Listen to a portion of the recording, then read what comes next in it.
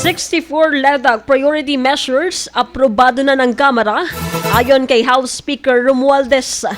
Ang buong detalye ng balita nasa linya si Megapo Patrol number 15, nagbabalik si Jay Alfaro.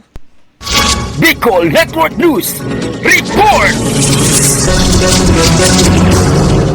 Tiniyak ni Speaker Ferdinand Martin Romualdez ang dedikasyon ng mababang kapulungan sa pagsusulong ng mga reforma para sa mas maraming trabaho, mas malakas na ekonomiya at proteksyon para sa mahihirap. Ginawa ni Speaker ang pahayag sa LEDAC meeting na pinamumunuan ni Pangulong Ferdinand Marcos Jr. sa Malacanang. Ayon kay Romualdez, naaprubahan na ng Kamara ang 60 out of 64 LEDAC priority measures kabilang ang House Bill number 9663, pagtatatag ng Department of Water Resources, House Bill number 6557, Magna Carta of Barangay Health Workers at House Bill number 9277, reforma sa capital markets. Samantala, 26 out of 28 priority measures ang naaprubahan na 6 na buwan bago ang deadline. Nangako si Romualdez na magpapatuloy ang Kamara sa pagtupad ng tungkulin dito ng may focus at hindi nagpapadala sa anumang pressure. Para sa Bicol Network News, Megawa Patrol numero 15, J. Ligas Alfaro, tatak tunay na serbisyo.